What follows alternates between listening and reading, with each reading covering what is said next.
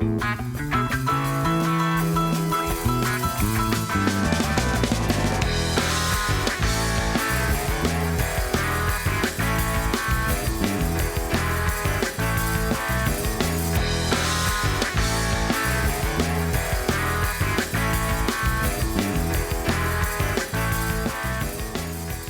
everybody, welcome to the May 15th, 2015 edition of Colorado Inside Out. I'm your host, Dominic Dezzutti. Thank you very much for joining us. Let's get a quick take on David Siegel, CEO of Denver-based Frontier Airlines, stepping down this week.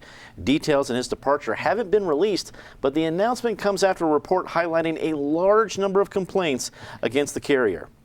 Patty Calhoun from Westward.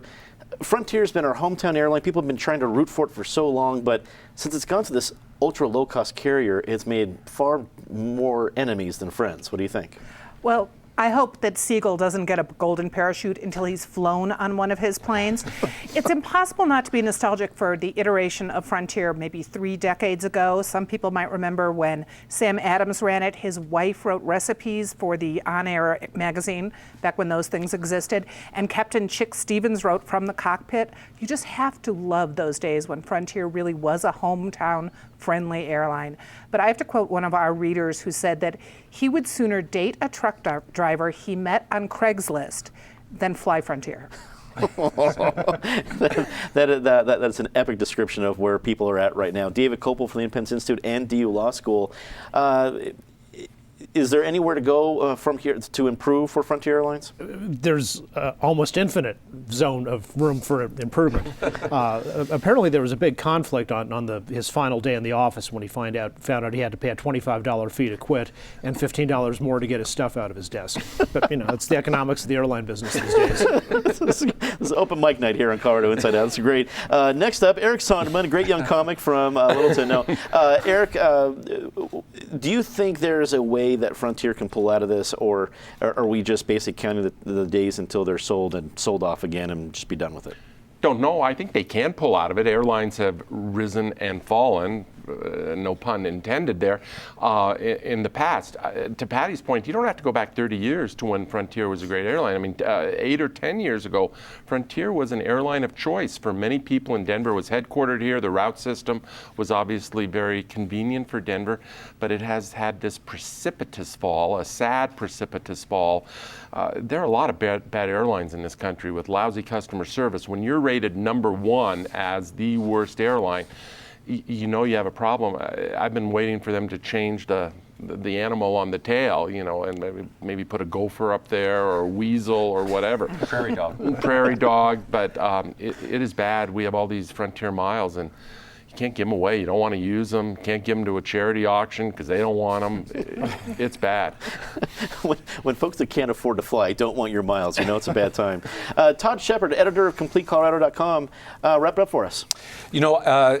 Not to be too egotistical about this, it was 10 years ago that I moved to Colorado in May of 2005. And I remember at that time, as I was just learning the whole environment, the real goodwill that Frontier had. I mean, people really did pull for them. Even when they couldn't, they had to fly United or they had to fly someone else, they still really pulled for them. And it really has been sad to see this decline over the last 10 years.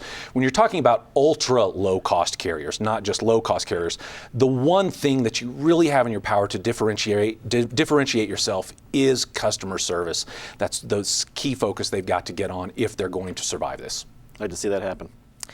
86 of Colorado's 100 state lawmakers signed a letter to Governor Hickenlooper this week stating they have lost faith in the leadership of the Department of Human Services. The letter points to problems in various areas and demands a change in top management, including Executive Director Reggie Bika. Patty, after a full session, 120 days, is a week after that we hear from 86 lawmakers finally seeing bipartisan cooperation on an issue, but a surprising venue to Governor Hickenlooper about this issue. What do you think? Well, you kind of wonder where these 86 people were for the first 110 days of the session when they could have brought this up, gotten a lot more attention, maybe made some laws that could have changed it. Auditor Dennis Gallagher went and testified about a bill that would make human services, different counties' human services departments more transparent. So there was some discussion of human services, but nothing that gave it the idea that there was this much dissatisfaction. Certainly when you have 86 people sign a letter, where there's smoke, there's some ire, there's no question. And you have to wonder how Alicia Caldwell is now feeling, because she left that seat to go be the spokesperson for this division. Governor Hickenlooper has said, he stands by it, they're doing investigations, but 86 people signing on, especially when those 86 people would rarely agree on anything, seems pretty substantial. Well, and they haven't talked to all the other 14 who didn't sign, but at least some of them have said, well, I didn't want to sign the letter, but I want to talk to him myself. So it wasn't like the other 14 great vote of confidence for BICA or the department. David, did you find the letter as an odd strategy or particular because they wanted to aim strictly at BICA? I think it was a strategy to get attention after a lot of frustration of trying to do things other ways. The legislature did pass a bill to improve the ombudsman's office that inspects that department. Governor Hickenlooper resisted it, and so the change wasn't as powerful as it could have been, but they made some progress on that. In terms of when was the ire raised, Pat Stedman, who is not a Grover Norquist guy who wants to just cut government for its own, for the sake of cutting. Back in January, Stedman on the Joint Budget Committee accused BICA of deliberate deceit, where they come in and say for the Department of Youth, for the Youth Corrections facility, oh, can we have some more money because we need to hire some more guards? Oh, okay, maybe you do. And then it comes out, we've already started hiring the guards. And so the Joint Budget Committee, in response to what Stedman called deliberate deceit, said, no, we're not going to give you any money, and they took the money from someplace else. Governor Hickenlooper says, oh, I'm very surprised that in this letter they say, we tried to meet with you, but nobody, we never got through. And Hickenlooper's answer is, oh, gee, I had no idea about that. We've heard that story before.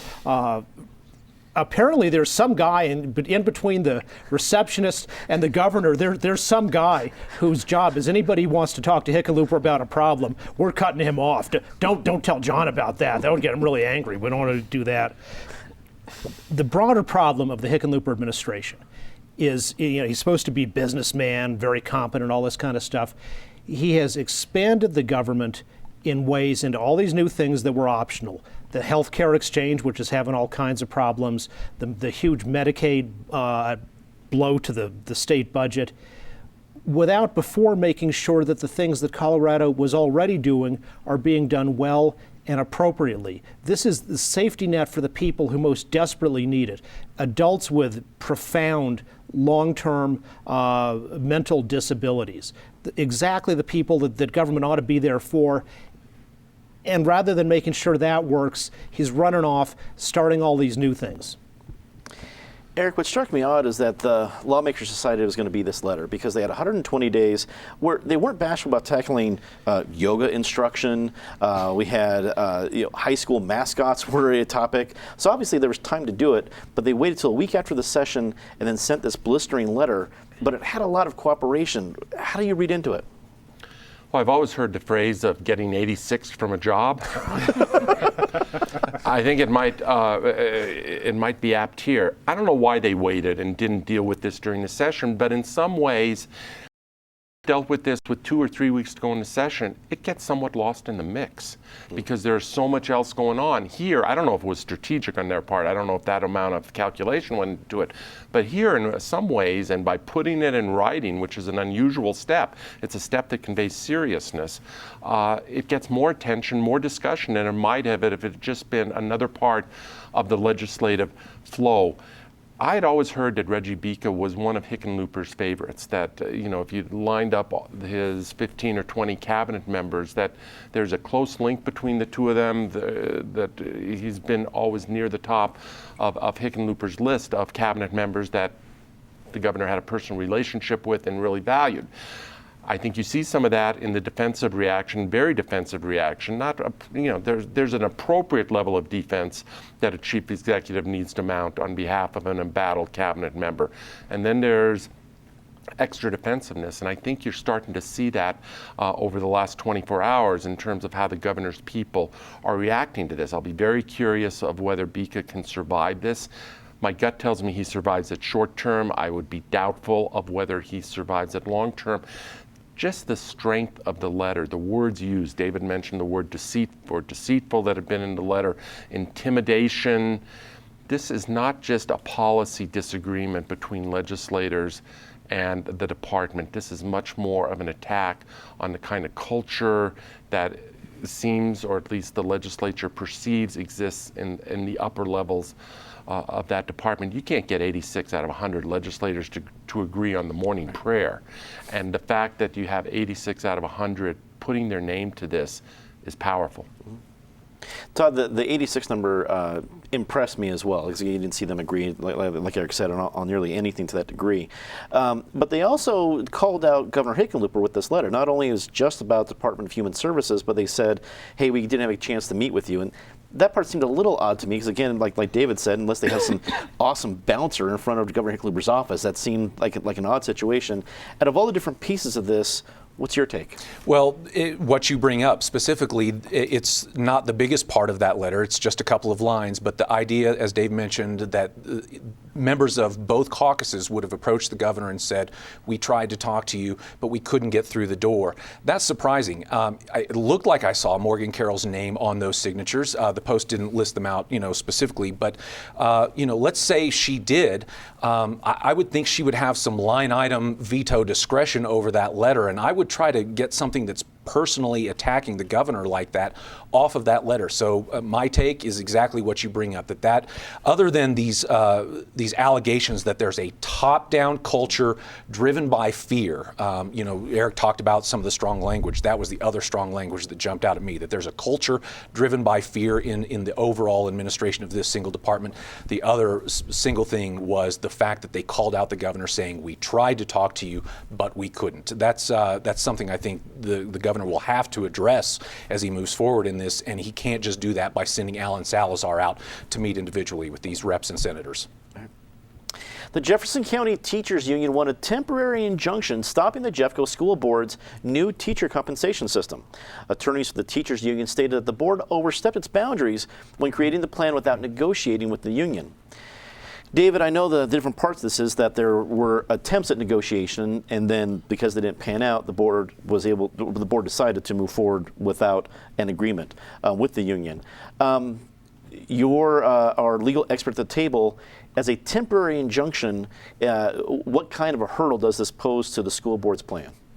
Well, what it means is that, so there's 300 teaching vacancies for the upcoming year, and the administration had hired 60 new teachers on a different pay schedule compared to what the union contract is.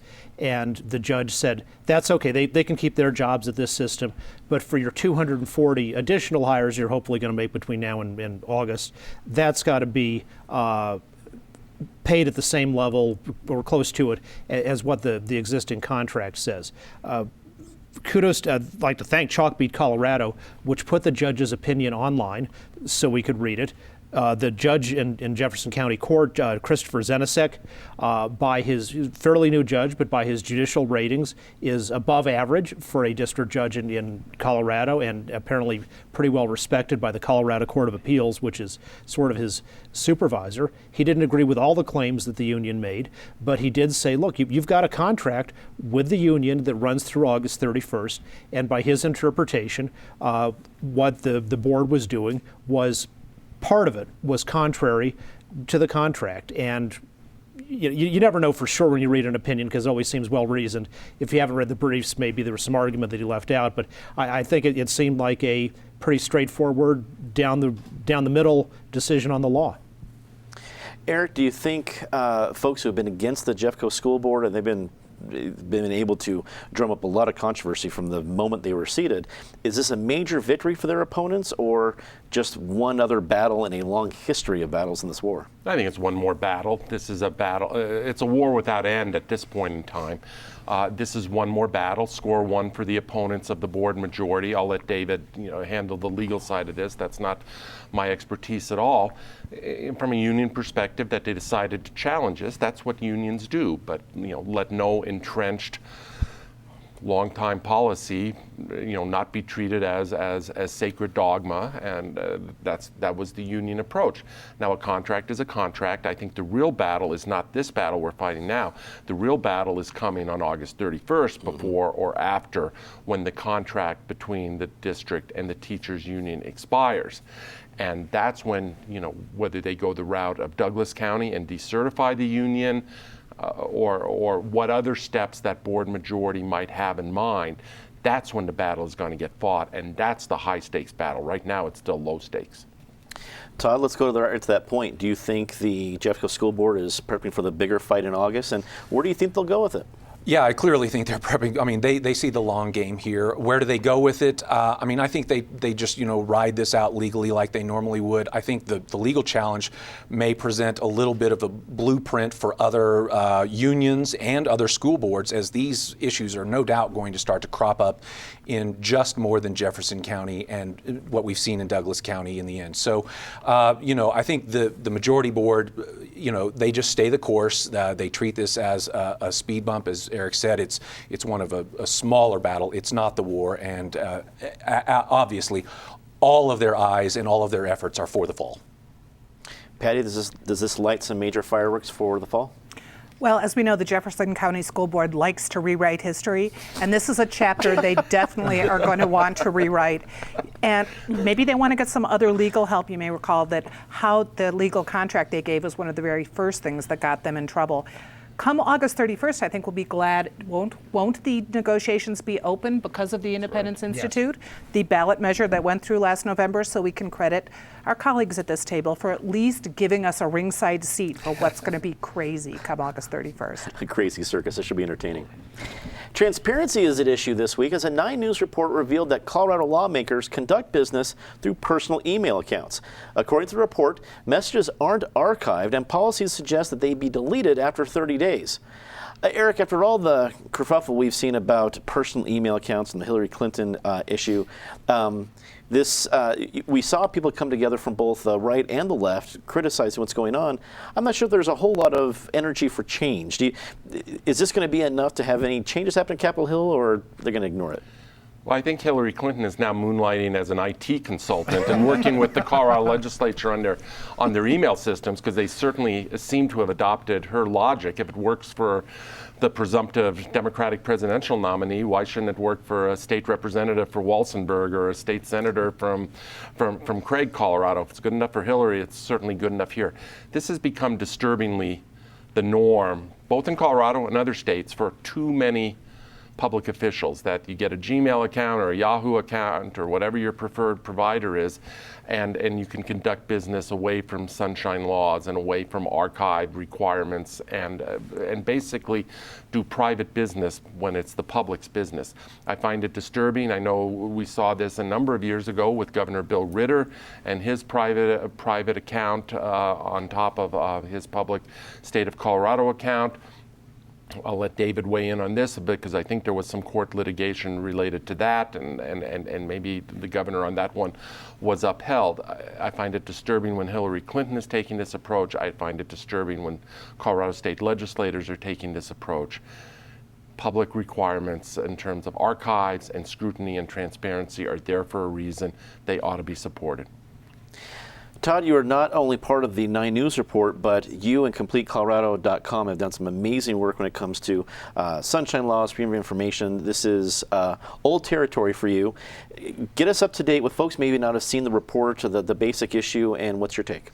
Well, I think the main thing here is this isn't a scandal in terms of these people aren't breaking the law. This is how it's always basically been set up for these members of the General Assembly. And it's not even that it's been hidden because that they've used a Todd Shepard at state.co address. Many of them, when you would go to the General Assembly website, you would see it would be Todd Shepard at Yahoo. I mean, they were open about the fact that they were using some alternate account. So it's always been this way.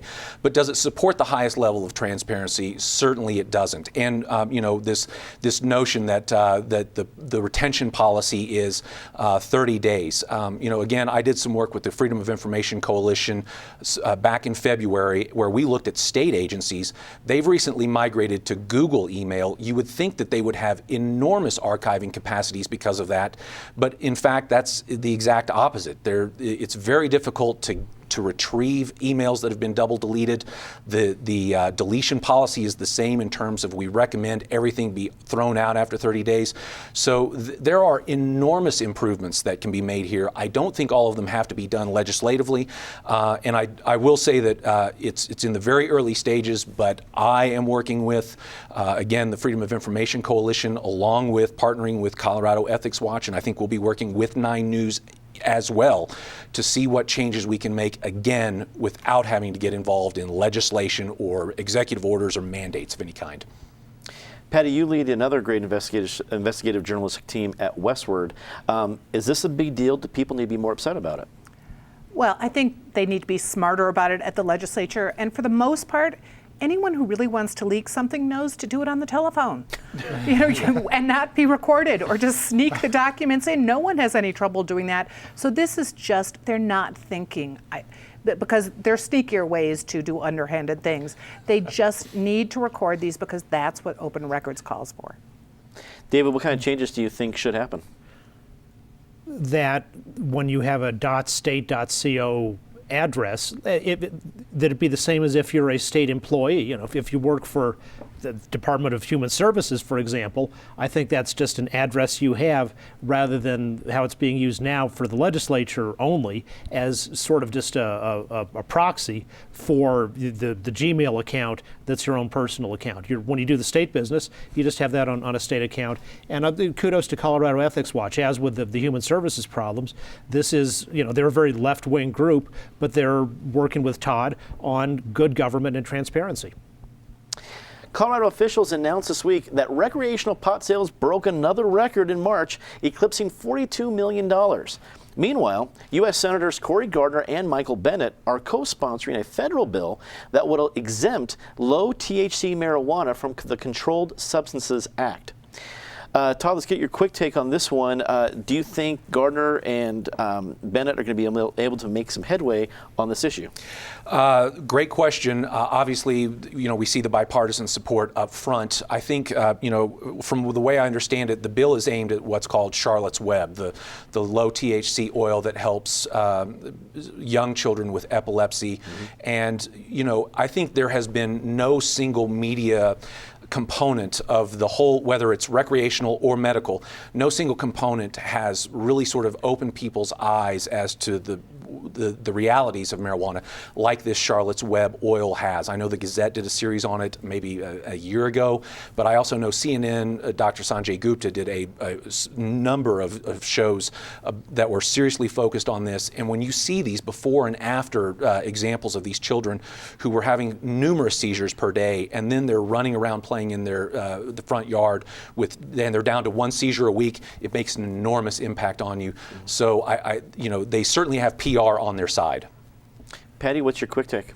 Well, and I think hundreds of families have moved to Colorado so that they can get this medicine for their children. I think it's smart to deal with it federally. I think it'll go through. And at the same time, why don't they deal with the banking issue? If we have $42 million in sales in March in one state, it's only going to stretch across more states with time.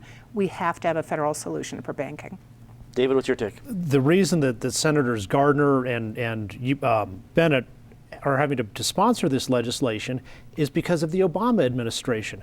Marijuana by the Drug Enforcement Agency is on Schedule 1 as a controlled substance, which means it's ultra super dangerous and it has no medical uses. They could move it down to administratively. Obama could do that tomorrow to Schedule 2 and put it in the same category as methadone, which we're super strict about and we know it can be abused, but we say it has some medical uses in controlled settings.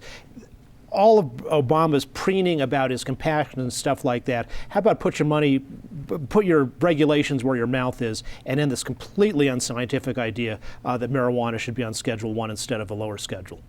Eric, finish up for us. Just to the bigger picture of the pot sales and the continued escalation of that sales volume, when we started down this road, I think there was two schools of thought. One is it was going to be a novelty and it would hit big at first and then taper off.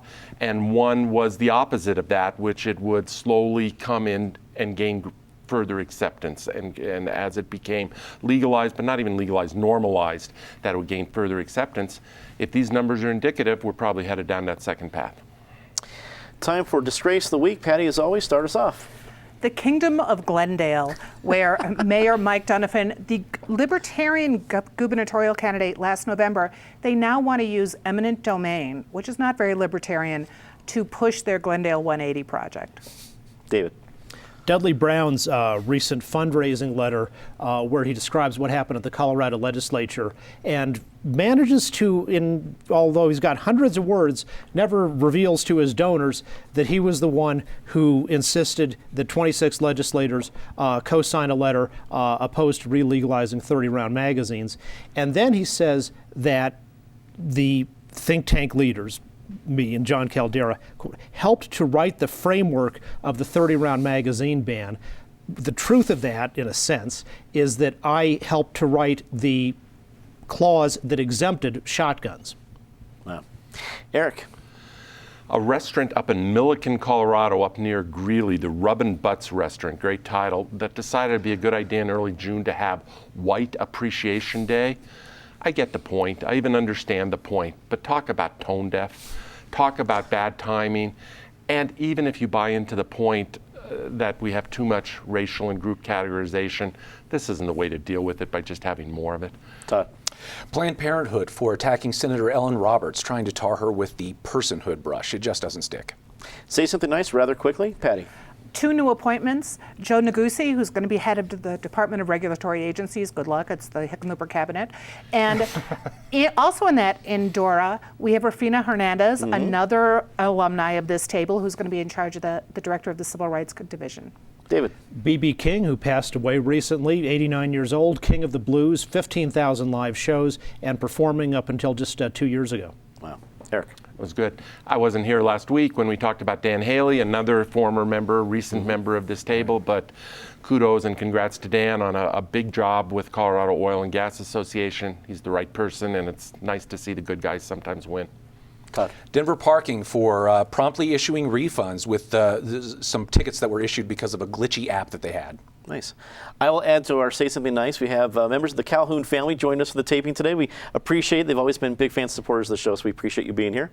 That is all the time we have tonight. Thanks for tuning in. Remember that if you missed any part of the show or want to catch our web-exclusive segment, CIO Postgame, check out cpt12.org or YouTube, and also be sure to check out the CIO podcast on iTunes.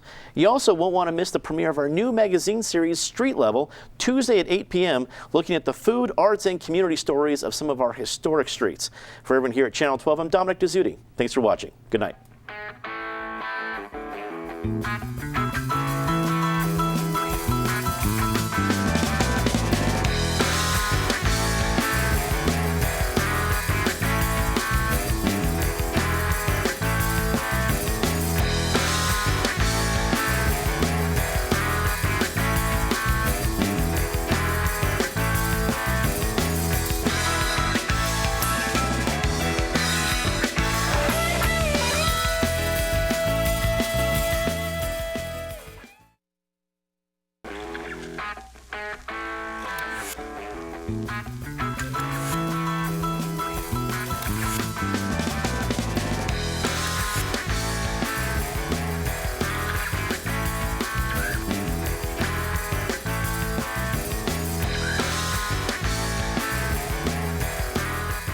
Right now we are setting our lights for Colorado Inside Out, our Friday show.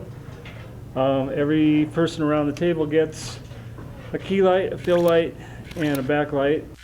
So the key light is at an angle on someone's face, and it's their main light. It gives us most of the brightness and the luminance of their face, and it's usually like at an angle, so it'd be like hitting me at this side of the angle.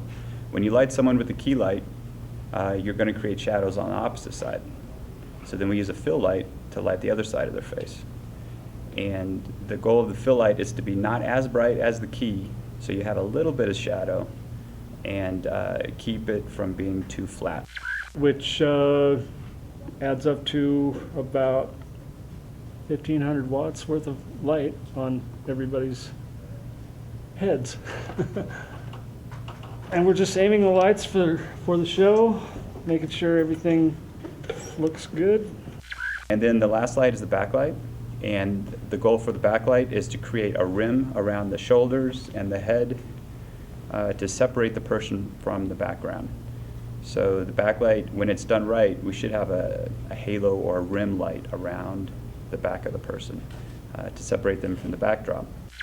We've got every position around the table lit. That's 16 lights for all the people, and now we're going to light the backgrounds and the rest of the set. We have backdrop lights, which just give us a little something in the background to keep it from being totally dark and black. One of the biggest challenges for lights here is we have people sitting really close to each other. So when you're trying to do a key and a fill on one person, we're going to get spill onto the person sitting next to them. So we have to try and work with getting the lights even and working on getting just a little bit of shadow, but not a whole lot of shadow on their face. If we get started late, we will have to just start the show, and the EIC will have to work while we're in the show, adjusting the lights and the cameras to tweak them that last couple notches to get them to look the best that they can. Kind of having funny stuff.